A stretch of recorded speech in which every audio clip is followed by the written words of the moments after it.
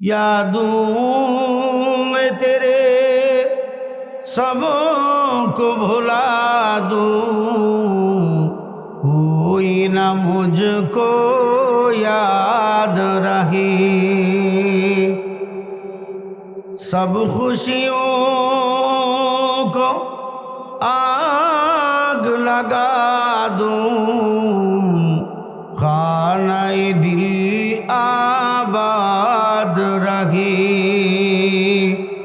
अब तू रही बस तदौब आखिर, विरदे ज़बा आए मेरे इलाह। ला इलाहा इल्लल्लाह, ला इलाहा इल्लल्लाह, ला इलाहा इल्लल्लाह, मुहम्मदुर रसूलुल्लाह सल्लल्लाहु अलैहि वसल्लम। क़ालू सुब्हानक ला इल्म लना इल्ला मा अल्लमतना इन्नका अंतल अलीमुल हकीम। क़ाल रब्बि इश्रह ली सदरी वयस्सिर ली अमरी वहलुल उक़दतम मिन लिसानी यफ़क़हू क़ौली।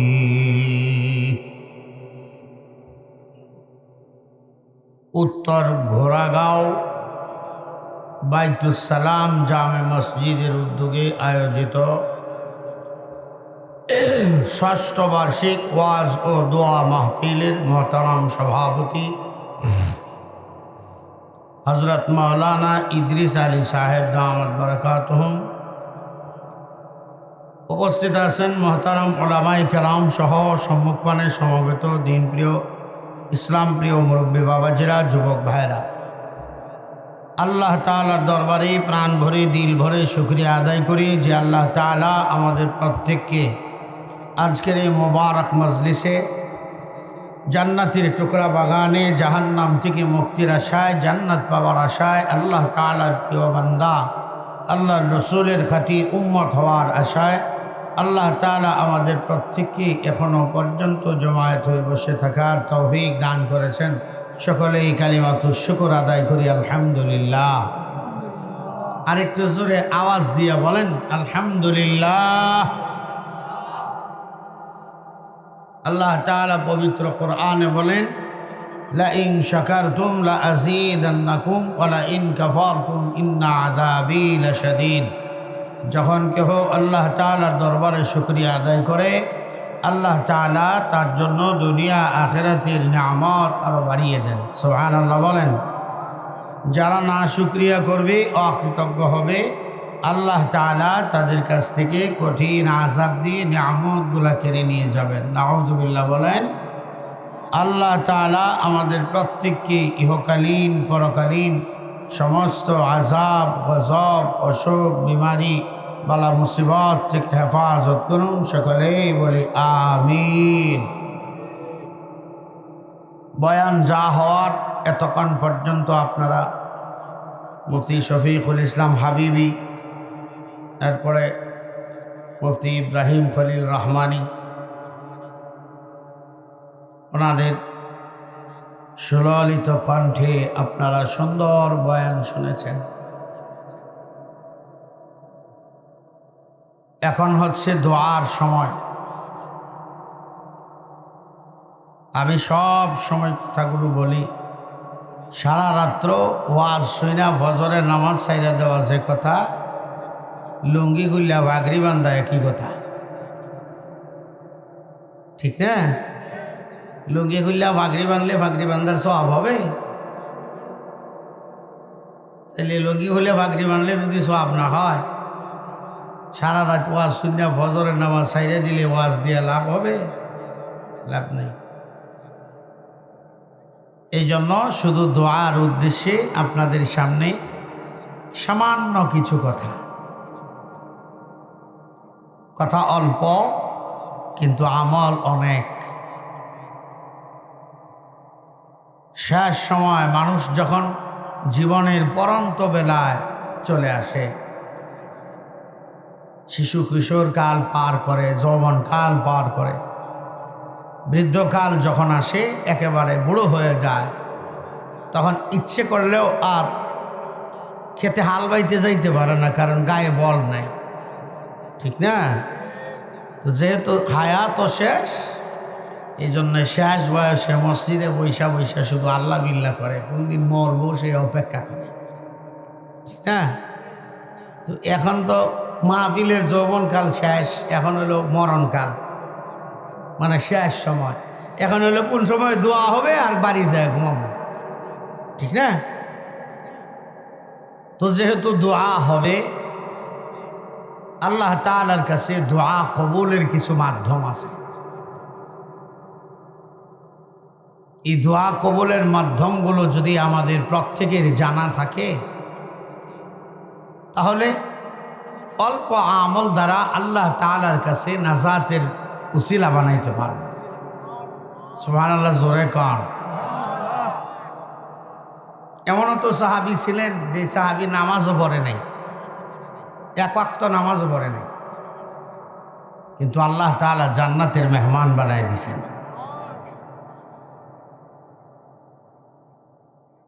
তো আপনার জীবনেও এমন কিছু বিষয় আসবে, যেহেতু উপস্থিত আছেন মুরব্বী বাবাজি যারা, অধিকাংশ তারাই, পর্দার অন্তরালে মা বোনেরা যারা আছেন, একটু দিল দিয়া শুনবেন।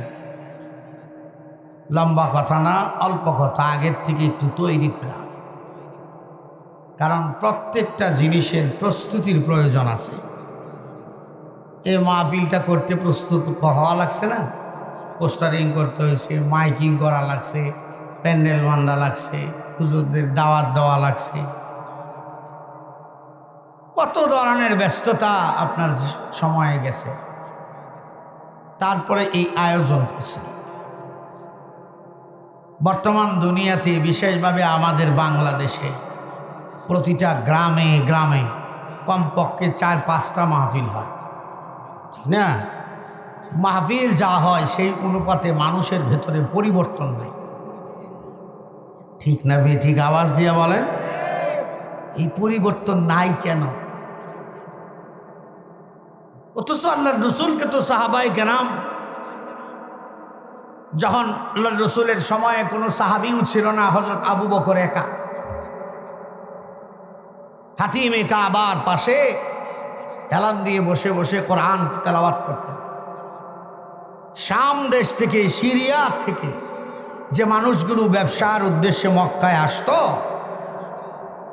যে মানুষগুলা ছিল ইহুদি, তারাও আল্লাহর রসুলের চেহারার দিকে তাকায়া মুসলমান হয়ে যেত।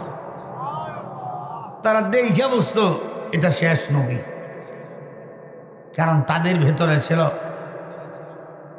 ইনজিল কিতাবের পাণ্ডিত্য, তাওরাত কিতাবের এলেম তারা জানতো। আসমানি প্রত্যেকটা কিতাবের ভেতরে আল্লাহর রসুলের আবির্ভাবের পূর্বাভাস আল্লাহ তাআলা দিয়েছেন, প্রত্যেকটা নবী বলে গেছেন।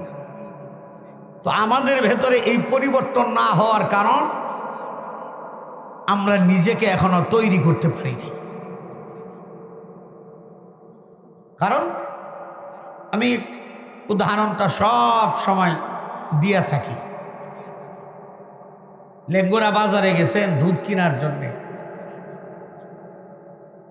এক বোতল দিয়া কেরোসিন আনেন আর এক বোতল দিয়া দুধ আনেন। ভুলক্রমে আপনি কেরোসিনের বোতল নিয়ে বাজারে গেছেন। আপনি যদি ইচ্ছে করেন যে এই বোতলের ভিতরে দুধ ভরে আনতেন, আপনি দুধ ভরতে পারবেন, কারণ যেহেতু বোতলে ছিদ্রি নাই। আপনি এই বোতলের ভেতরে যদি ভরেন, তাইলে আপনারা কেউ নিষেধ করবে না। কিন্তু এই বোতলের ভেতরে দুধ ভরে আয়না বাড়িতে খাইতে পারবেন? কথা বলে না। কেন পারবেন না? কেরোসিনের পাত্রটা যে পর্যন্ত কেরোসিনের দুর্গন্ধ থেকে মুক্ত না করবেন, এই পর্যন্ত এই পাত্রের ভেতরে খাবারের কোনো বস্তু ঢোকাইলে আপনি ঢোকাইতে পারবেন, কিন্তু খাবারের উপযুক্ত করতে পারবেন না। এই জিনিসটা যেমন আপনার সহজে বোঝা আসছে, আল্লাহর রাসূল বলেন প্রত্যেকটা মানুষের দিল হলো আল্লাহ তাআলার বাসস্থান। আল্লাহ তাআলা প্রত্যেকটা মানুষের দিলের ভিতরে বসবাস করে। আমরা কোরআন হাদিস পড়ি, কোরআনের আমল করি, নামাজও পড়ি, রোজাও রাখি, হজ করি, যাকাত দিই, এত এত আমল করার পরেও আমাদের ভেতরে দ্বীনের প্রতি মহাব্বত কম। নামাজ পড়ার পরেও, নামাজ পড়ে এসে বাইরে এসে আবার এই নামাজি লোকটাই সুদের উপরে টাকা লাগায়, গুনাহ করে। ঠিক না বে ঠিক? যেগুলা সুদ খায়, যারা এই যে মোবাইল চালায়, দেখবেন মোবাইলের রিংটোন একটা কোরআনের আয়াত, ঠিক না? কিন্তু খায় সুদ, সবটি খায়। বুঝাইবার উদ্দেশ্য হল কোরআনের কথাগুলো, নামাজের আমল ওই পর্যন্ত আপনার দিলের ভেতরে ঢুকবে না যে পর্যন্ত আপনি আপনার দিলটাকে গুনাহ থেকে সাফ না করবেন। যেমন কেরোসিনের পাত্রের থেকে কেরোসিনের দুর্গন্ধ যে পর্যন্ত দূর না করবেন, জোর করেও যদি এর ভেতরে দুধ ভরে নেন তাইলে যেমন খাওয়া যাবে না। দিলের গুনাহগুলো যে পর্যন্ত না ছাড়বেন ওই পর্যন্ত এই গুনাহ নিয়া বান্দা তুমি নামাজ পড়তে যাইবা, তুমি কোরআন পড়বা, তুমি ওয়াজ মাহফিলের ভেতরে বসবা, ওই পর্যন্ত কোরআনের একটা কথাও তোমার দিলের ভিতরে ঢোকায়া নিলেও এই কথা দিয়া ফায়দা পাইবা না। যে মজলিসের ভেতরে বসে হযরত আবু বকর আল্লাহর রাসূলকে দেখেছেন, যে মজলিসের ভিতরে বসে হযরত ওমর আল্লাহর রাসূলকে দেখেছেন, এই একই মজলিসের ভিতরে বসে আবু জেহেলও আল্লাহর রাসূলকে দেখেছে। কিন্তু হযরত আবু বকর ঈমানওয়ালা হয়েছে, হযরত ওমর ঈমানওয়ালা হয়েছে, কিন্তু আল্লাহ তাআলা আবু জেহেলের ভাগ্যে ঈমান রাখে নাই। অথচ একই মজলিসে বসে রাসূলকে দেখেছেন তারা। বোঝানোর উদ্দেশ্য এটাই, প্রত্যেকটা মানুষের ইবাদত হচ্ছে আল্লাহর পক্ষ থেকে মানুষের জন্য নূর। সুবহানাল্লাহ বলেন। আল ইবাদাতু লিকুল্লি ইনসানিন নূরুম মিনাল্লাহ। এই যে আমি নামাজ পড়ি, নামাজ ইবাদত, ইবাদত মানে আল্লাহর পক্ষ থেকে নূর। কোরআন তেলাওয়াত আল্লাহর পক্ষ থেকে নূর। বলেন তো আল্লাহর নূর পবিত্র না অপবিত্র? তো জোরে বলেন না, আরেকটু জোরে কন। তো পবিত্র জিনিস যদি অপবিত্র পাত্রের ভিতরে ঢোকান, এই অপবিত্র পাত্রের ভিতরে ঢোকাইলে এই পবিত্র জিনিস দিয়া কোনো কাজে লাগবে? যেমন এক কলসি দুধের ভিতরে এক কলসি গরুর সোনা ছাইরে দেওয়া লাগবে না, মাত্র 1 ফুটা ছাড়লেই হবে, দুধ জমে যাবে না? সহজভাবে কথাটা বুঝেন। এই কারণে আমরা সারা জীবন বয়ান শুনি, ওয়াজ শুনি, কিন্তু আমাদের ভিতরে পরিবর্তন নাই। কারণ দিলের ভিতরে গুনাহ বেশি, দিলটারে এখনো সাফ করবার পারি নাই। এই জায়গার ভেতরে যে কয়জন উপস্থিত হয়েছেন, যদি সবাইকে যদি জিজ্ঞেস করা হয় আজকে ফজর থেকে নিয়ে এই পর্যন্ত কয়জনে 5 ওয়াক্ত নামাজ পড়ছেন, জিজ্ঞেস করলে অনেকেই ফেল ডিভিশনে পাস করব। ঠিক না বে ঠিক? আমি হাত তুলতে বলি নাই, আমি কিছু কিছু কথা হাসতে হাসতে কিন্তু কঠিন কঠিন কিছু কথা বলবো।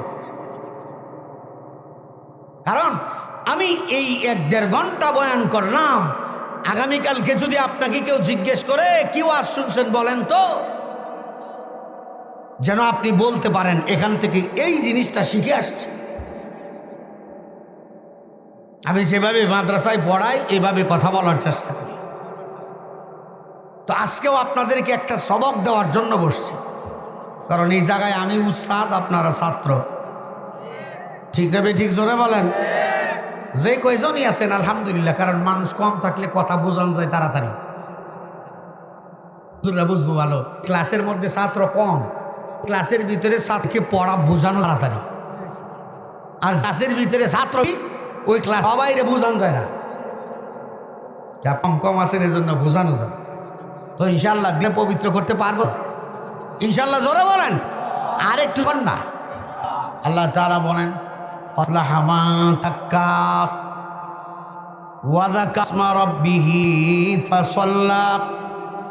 আল্লাহ বলেন যে লোকটি গুনাহ থেকে পবিত্র বানাইছে, এই লোকটার অন্তর গুনাহ করতে পেরেছে, আল্লাহ বলেন এই লোক দুনিয়াতে এবং কালে এই লোকটা সফল হইতে পারবে। আল্লাহ কান সফল কামের মানে হলো যদি গুনাহমুক্ত থাকতে পারো, আল্লাহ তোমার জবানে কালিমা নসিব, মৃত্যুর সাথে সাথে আল্লাহ তুমি তাকে বিনা হিসেবে আল্লাহ জান্নাত দিয়ে দিবে। শুধুমাত্র তার থেকে বাঁচা। গুণকে বাঁচবো কেমনে? বাঁচার তো কোনো সুযোগ নাই। কেন নাই? কেউ অসন্তুষ্ট না, একেবারে পারিবারিক কথা বলতেছি। আল্লাহ হাদিসে বলেন যে আমার উম্মতের ভেতরে অধিকাংশ মত বেঈমান হয়ে যাবে, সে নিজেও জানে না। আপনার যে ইমান নাই আপনি নিজে বলতে পারবেন না আপনার ইমান, কিন্তু বুঝবেন কেমন? বুঝবেন এইভাবে যে পড়ার পরেও আপনার গুনার দিকে মন যায়, নামাজ পড়ার পর যদি টিভি দেখতে চায়, নামাজ পড়ার পরেও যদি খাইতে মন চায়, নামাজ পড়ার পরেও যদি মিথ্যে কথা বলেন, আপনার ভিতরে এর কমতি আছে। কথা বুঝতে পার? বুঝছেন? একটু ভালো করে দুই হাত তুলে নোসা করে দেখি, সোজা করে, সোজা একটু লারা দেন, জোরে আওয়াজ দিয়ে বলো আল্লাহু আকবার। ওয়াই না, এটা পুরা ল্যাংরা আওয়াজ হয়েছে, জোরে আওয়াজ দিয়ে বলে, আর একটু জোরে আল্লাহু আকবার। ঘুম ডাকেছে না? এই জন্যে নিজের একটি পরিবর্তন করার জন্য আপনি যদি দুনিয়াতে আপনার নিজের আদিয়া আল্লাহর কাছে পাওয়ার আশা করেন, সহজ। কারণ হলো মানুষ সে নিবে পারবে না তার এক ওয়াক্ত নামাজ আল্লাহর কাছে হয়েছে, নিজে সে বলতে পারবে না তার এক রোজা আল্লাহর কবুল হয়েছে। কারণ যেভাবে পড়তে হয়, যেটা আলেম না এমন মানুষ নামাজের ভিতরে নামাঙ্গার কারণ হলো 19টার ভিতরে এক না কারণ না, ভেতরে যদি কেউ অশুদ্ধ তেলাওয়াত তার নামাজ ভেঙে যায়। ঠিক না ঠিক? তো আপনি কোরআন যদি সহিহ না হয় তাইলে আপনার জীবন এক ওয়াক্ত নামাজও আদায় নাই। যদি আপনি জামাতে নামাজ আদায় না থাকেন, তার মানে আপনার আমল দিয়ে আল্লাহর নাজাত পাওয়ার আশা। আল্লাহ তাআলা কোরআনে বলেছেন ওসা তুমি সাদিকে থেকে নিয়া একেবারে ডুবা পর্যন্ত তুমি খানা পিনা থেকে তুমি বাঁচায় রাখ। এর নাম মূলত এটার নামই যে তা নয়, তুমি খানা তোমার নিজেরে বাঁচায় রাখবা, পাশাপাশি সব গুনাহ থেকে নিজেরে বাঁচাইবা, এর নাম রোজা। ঠিক না বেটি? মানে আল্লাহ যেইভাবে আপনাকে আমাকে ইবাদতে বলছেন ওইভাবে আমরা ইবাদত পারি না, জন্য তাদের ইবাদত দিয়া আল্লাহর নাজাত পাওয়ার আশা যাওয়া না। যদি নাজাতে ব্যবস্থা করে না যাই, নে ভালো করে শুনবেন, মজার কথা কিন্তু নতুন বাতিছে।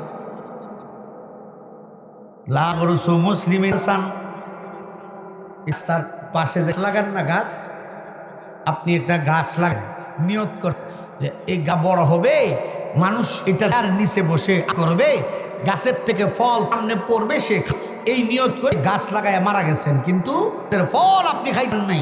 আল্লাহ বলেন এই গাছটাই তার জন্য কালে নাজাতের উপায়। সুবহানাল্লাহ, জোরে কন। এই জন্য রাসূল বলেন মান সান্না ফিল ইসলামি সুন্নাতান হাসানাতান ফাহু আজরু মা আমিলা বিহা। যদি কোনো এই দুনিয়াতে একটা ভালো কাজের মাধ্যম বানায় যা, কি কাজদম কথা হয় না, আওয়াজ দিয়া, একটা মানুষ যদি ভালো কাজের ধম বানায় যায়, এই লোকটা দুনিয়াতে না, যদি এই ভালো কাজের মাধ্যম বানানোর পর এই লোকটা যদি দুনিয়াতেও থাকে, আল্লাহ বলেন সে এই দুনিয়াতে বিদায় হওয়ার পর আল্লাহ তা এই ভালো কাজের প্রত্যেক সব তার আনামার ভিতরে দিতে। এটা হলো সদায়ে জারিয়া। যে আপনি জিনিস কিনা সাইল দেন, সাইল দেন, টাকা দেন, কেউ কেউ আছে খাবার দেয়, আছে না? এই সদকায়ে জারিয়া দ্বারা আমল নামায় নেক আমল যাইতেই থাকবে। সুবহানাল্লাহ। এইটা যেমন বুঝছেন, গুণের ব্যাপারটাও এমন।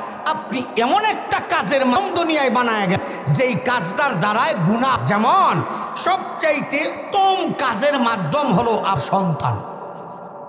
বুঝাইতে পারছি? কেমন সন্তান? গাছ বলছিলাম, গাছের মতোই আপনার একটা সন হলো ভালোর মাধ্যম।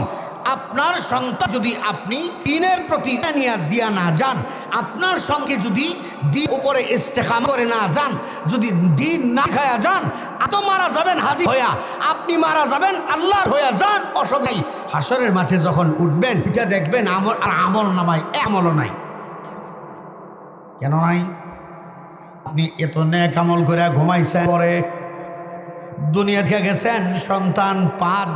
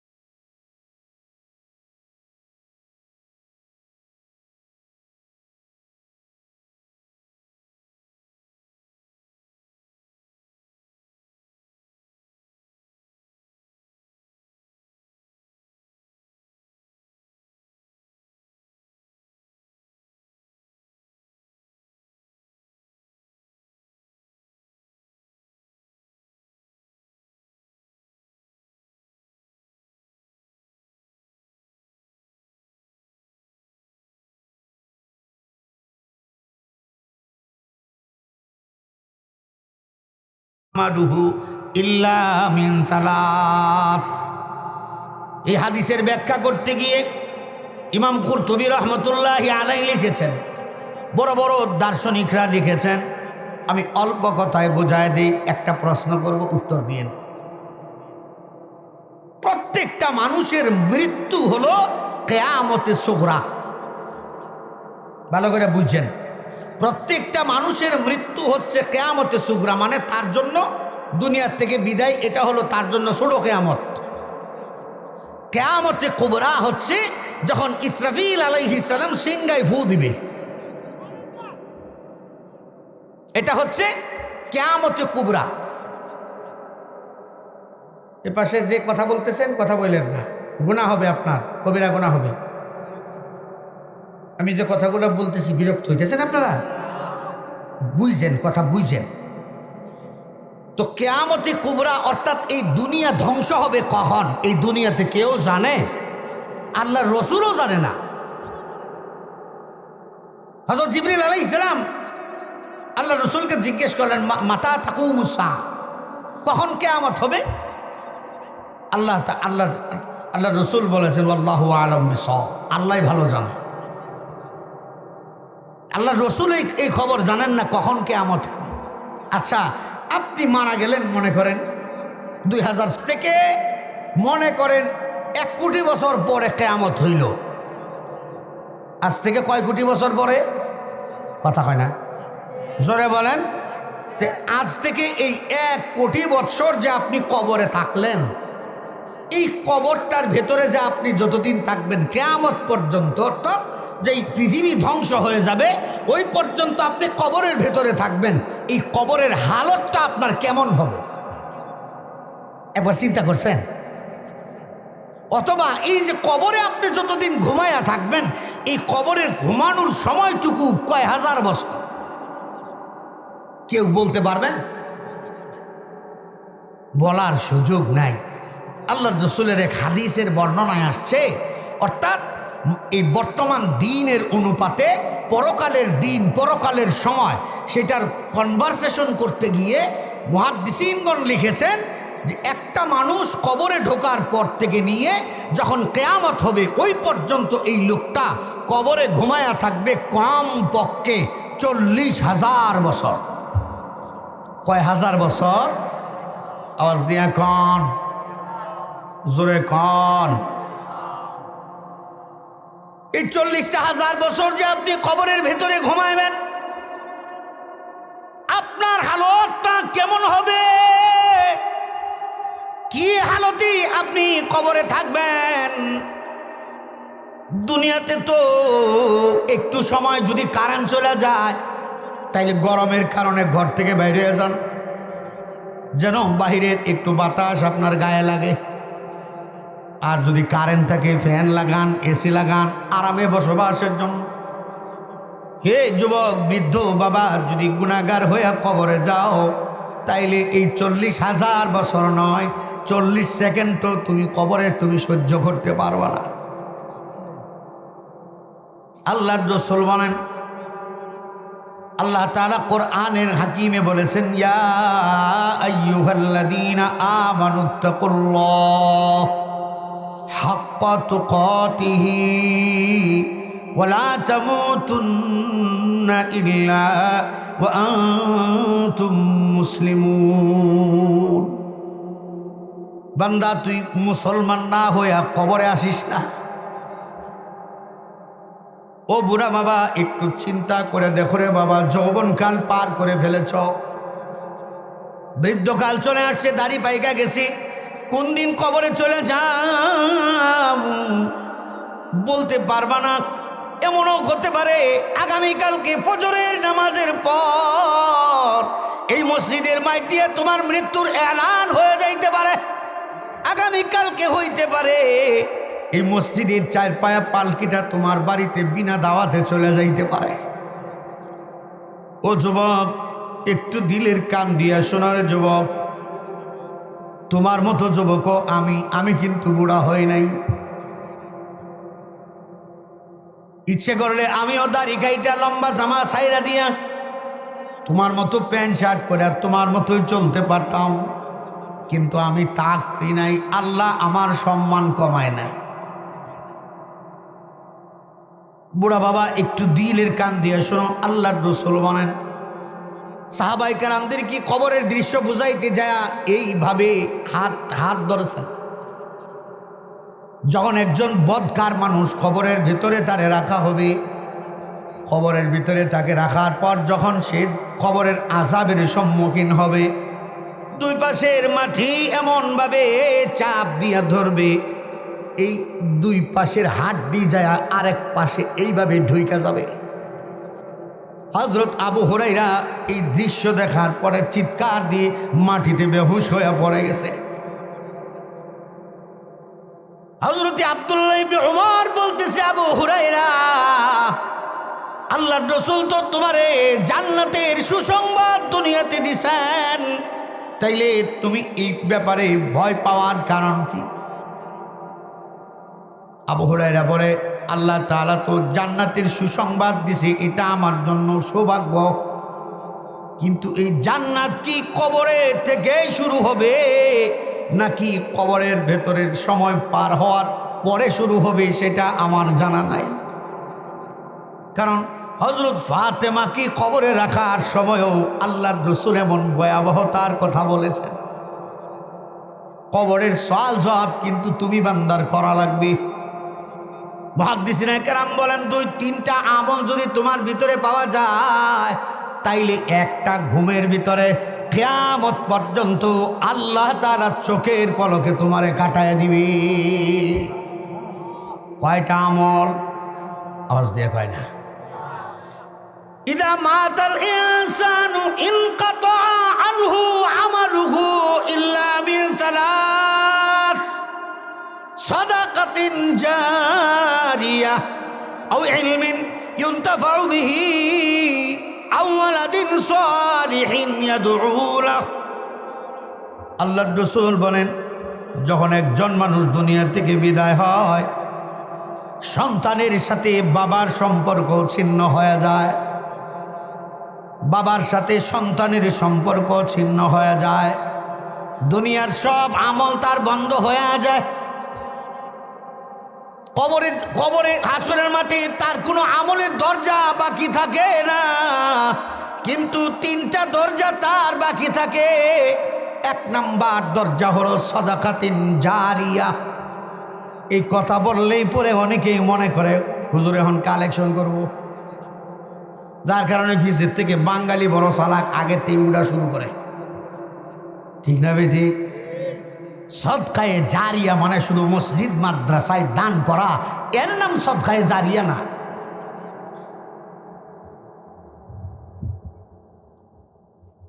কথা বুঝার চেষ্টা করবেন। শুধু মসজিদ মাদ্রাসায় দান করলেই যে সদকায়ে জারিয়া হবে, এর নাম শুধু সদকায়ে জারিয়া না। রাস্তা দিয়ে মানুষ হাঁটতে পারে না, আপনি একটা কালভার্টের ব্যবস্থা করে দিয়েছেন, সদকায়ে জারিয়া। একজন মানুষ অসহায়, তার সতর ঢাকতে পারে না, আপনি তার জন্য একটা পুরনো কাপড়ের ব্যবস্থা করছেন, এটার নামও সদকায়ে জারিয়া। আপনি একজন মানুষের জন্য আপনি খাবারের ব্যবস্থা করে দিয়েছেন, এটার নামও সদকায়ে জারিয়া। সদকায়ে জারিয়া আয়ে সওয়াবে জারিয়া। আপনি এমন কাজ দুনিয়াতে করে যাবেন যাতে করে কবরে আপনার এই সদকায়ে জারিয়ার সব যাইতে থাকবে।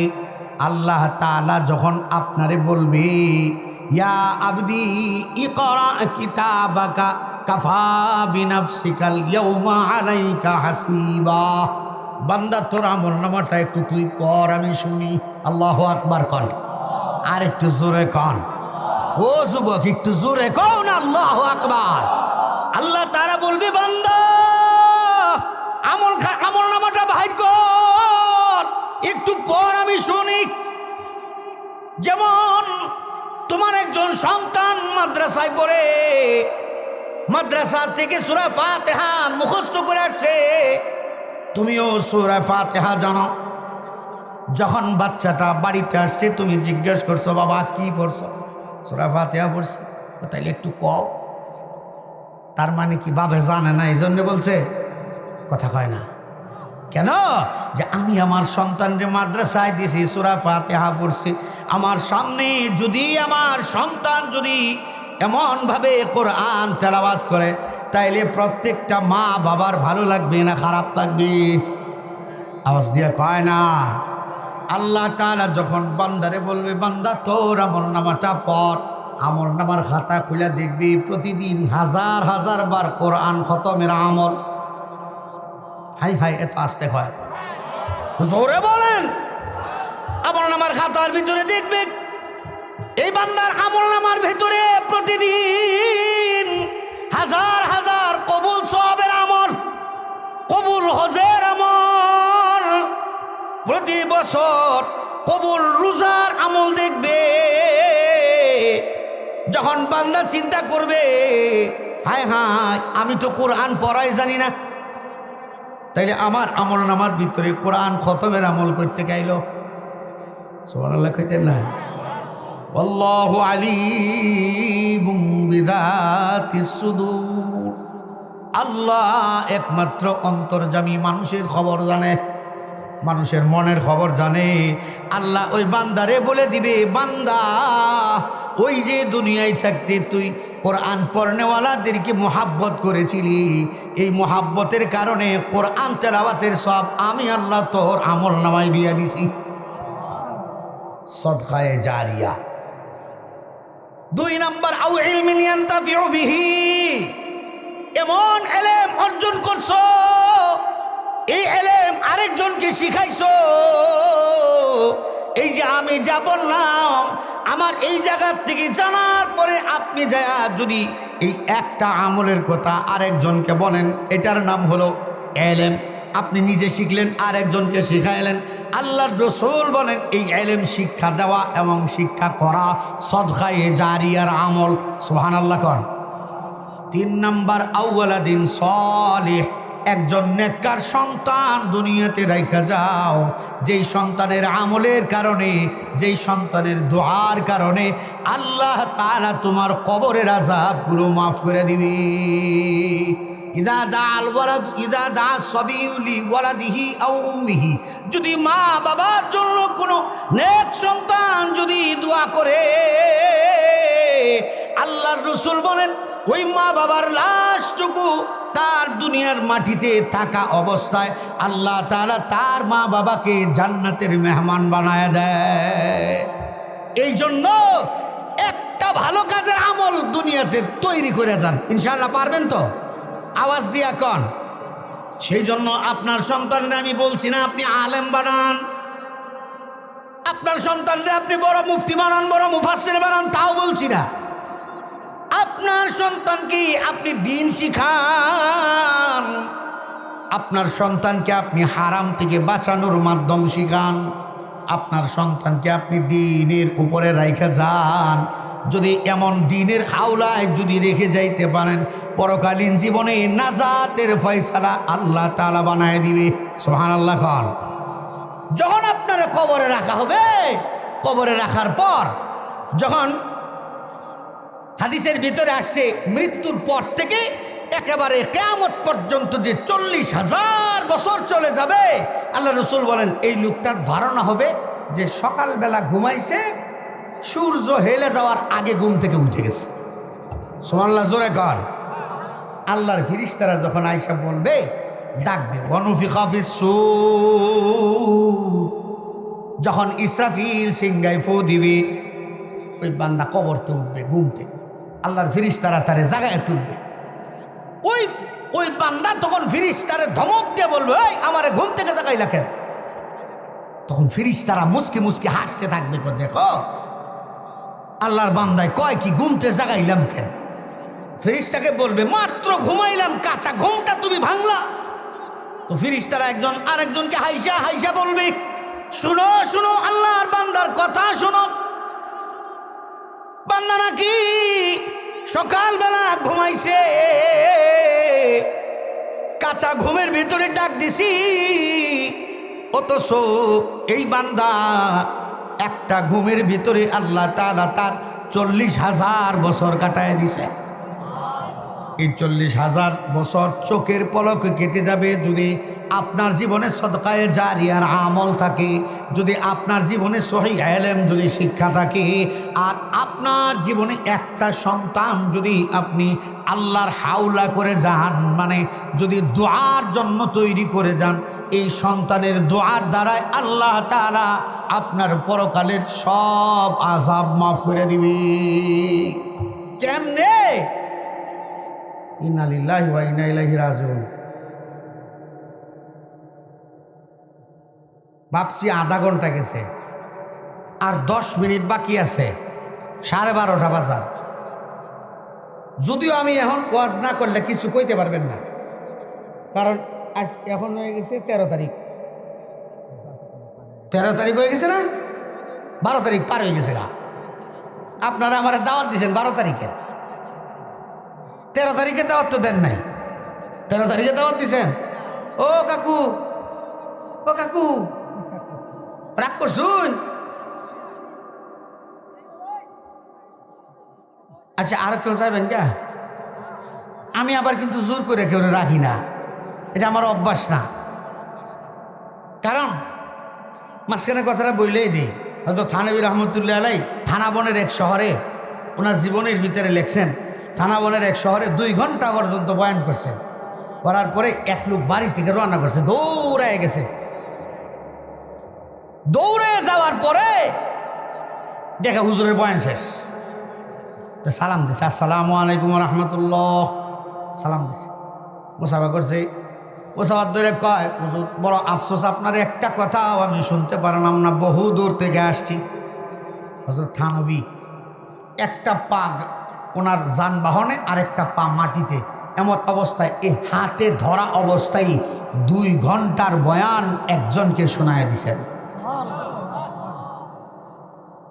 আমিও ওই কথাগুলো মনে করে আপনার কিছু আমলের কথা শিখাইছি। আজকে আমার কথা একটাই, একটা সন্তানকে আপনি দ্বীনের হাওলা করে যাবেন ইনশাআল্লাহ, বলেন আওয়াজ দিয়া কন। এই কথাটা বলেই শেষ করে দিব, কারণ আল্লাহ তাআলা বলছেন, ইয়া আইয়ুহাল্লাযীনা আমানু কু আনফুসাকুম ওয়া আহলিকুম নারা। আল্লাহ তাআলা বলেন, হে ঈমানদারেরা, তোমার নিজেকে তুমি জাহান্নামের আগুন থেকে বাঁচাও। ওয়া আহলিকুম, তোমার আহাল পরিবার পরিজনকে তুমি জাহান্নামের আগুন থেকে বাঁচাও। এই আহলিকুমের তাফসীর করেছেন মুফাসসিরিনে কেরাম। তোমার পুরো বডির প্রত্যেকটা অঙ্গ প্রত্যঙ্গ হলো তোমার পরিবার। আল্লাহ তাআলা বলছেন, ইন্নাস সামআ ওয়াল আবসারা ওয়াল আফইদাতা কুল্লুন উলাইকা কানা মাসউলা। কথাটা সহজভাবে বোঝায়। প্যারালাইসিস রুগী দেখছেন তো? কথা কয় না।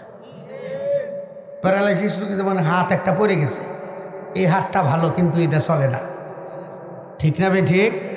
অথচ এই হাতটা তার শরীরের শক্তি দিয়া চালায়, এই হাতটাও একদিন তার এই শরীরের শক্তি দিয়াই চালাইতো।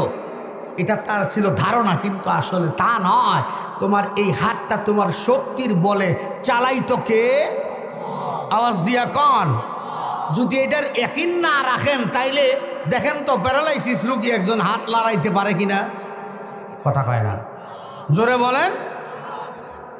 এই জন্যে আল্লাহ তাআলা বলেন, তোমার হাত, তোমার কান, তোমার চোখ, তোমার মুখ আল্লাহর কাছে জিজ্ঞাসিত হবে। এগুলা হলো তোমার পরিবার। আল্লাহর রাসূল বলেন, কুল্লুকুম রাইন ওয়া কুল্লুকুম মাসউলুন আন রাইয়াতিহি। প্রত্যেকটা মানুষ হলো দায়িত্বশীল, তার দায়িত্বের ব্যাপারে আল্লাহর কাছে জিজ্ঞাসিত হবে। পরিবার মানে হলো জাহান্নামের আগুন থেকে বাঁচানোর মানে হলো তোমার এই হাতের গুনাহ থেকে তোমার হাতটারে বাঁচাও। সুদ লয় কি দিয়া? মুখ দিয়া না হাত দিয়া? কথা কয় না। একজনকে আপনি খারাপ কাজের জন্য নির্দেশ দেন কি দিয়া? কথা কয় না। একজন মানুষকে যদি আপনি আঘাত করেন কি দিয়া? হাতের গুনার থেকে নিজেকে বাঁচাও। চোখের গুনাহ, বুড়া মানুষ এখনো চা খায়, দোকানে বৈশা এই বড় বড় চশমা লাগায়া টিভি দেখে। কথা আসতে কয়, ঠিক না? ঠিক জোরে বলেন। আমি নিজে দেখছি, রংপুর গেছি মাহফিলে, বাস স্ট্যান্ডে গিয়ে নামছি, যাই মাগরিবের আজান দিতেছে, ভাই মাগরিবের আজান দিতেছে, বুড়া বেড়া একটা মোটা চশমা, দাঁত একটাও নাই,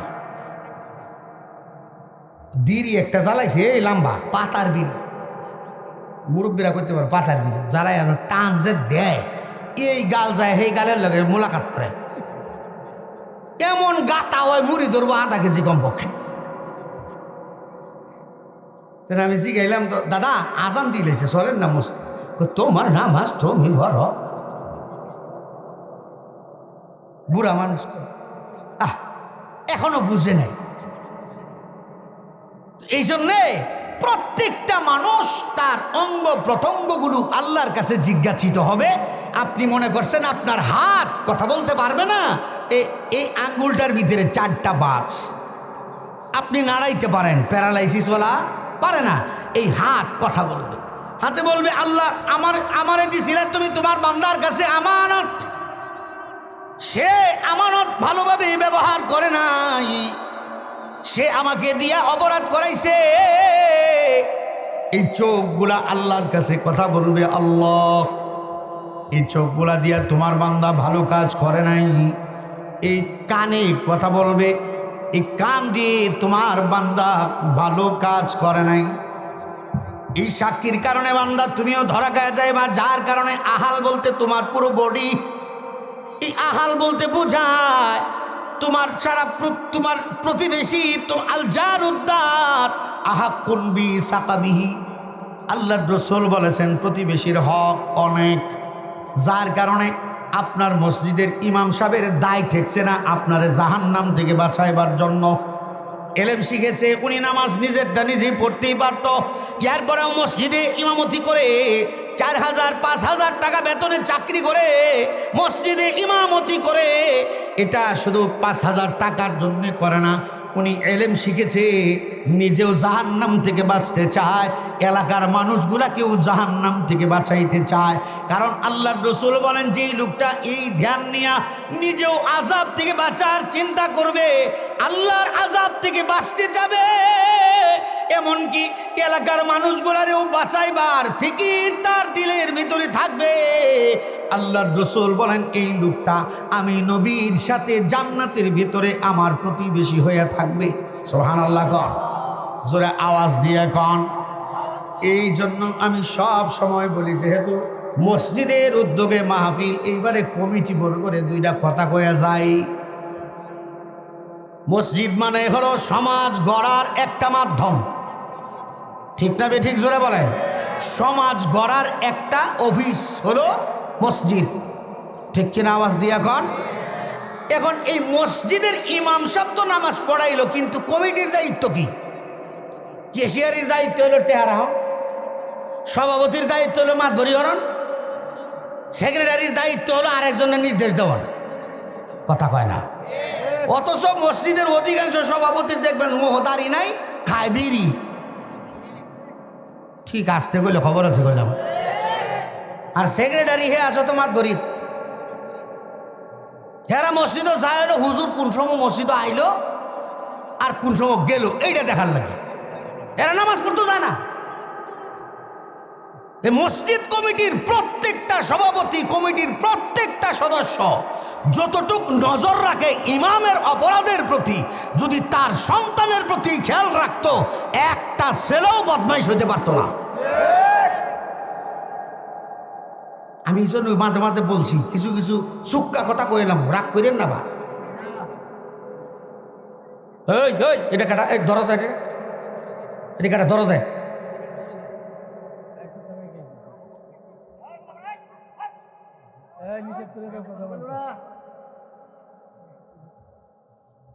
বলতেছি এজন্য অধিকাংশ জায়গায় এগুলো দেখা যায়। আল্লাহ তাআলা প্রত্যেকটা মসজিদ কমিটির লোককে দুইটা দায়িত্ব দিয়েছেন। কয়টা দায়িত্ব? আওয়াজ দিয়ে বলেন, আরো জোরে কন। যেই পর্যন্ত তুমি এই দায়িত্ব পালন না করবা, তুমি নিজে যদি দাবি করো তুমি মসজিদের সভাপতি ছিলা, তুমি মসজিদের সেক্রেটারি ছিলা, ক্যাশিয়ার ছিলা, তুমি কমিটির ভিতরে ছিলা, জিজ্ঞেস করি তো আপনাদের এই মসজিদের কমিটির প্রত্যেকটা মানুষ এই সমাজের প্রত্যেকটা বাড়িতে যায় কি, যে লোকটা নামাজ পড়ে না তারে যায় কি কোনোদিন জিজ্ঞেস করছেন তুই নামাজ পড়লি না কে? কথা আওয়াজ দিয়া কন, জিজ্ঞেস করছেন কোনোদিন? বউগুলা বেপরদায় চলে, আজও পর্যন্ত বলেন নাই বেপরদায় চলে কে? যারা সুদ খায় সমাজের ভিতরে, সুদখোর আছে না? আওয়াজ দিয়া কন। হাওলাত চাইলে টাকা পাইবেন না, কিন্তু শতকরা 10 টাকা লাভে যদি টাকা চান জমি বেচে দিব, আছে না নাই? প্রত্যেকটা সুদখোরের দুনিয়ার যে শাস্তি জানেনই তো। মক্কায় মায়ের সাথে, নিজের গর্ভধারিণী মায়ের সাথে জেনা করার গুনাহ হলো সুদখোরদের গুনাহ। নাউজুবিল্লাহ কালকা কইেন। আরো আওয়াজ আসতে কোন মাইয়ারা শুনে লাগো।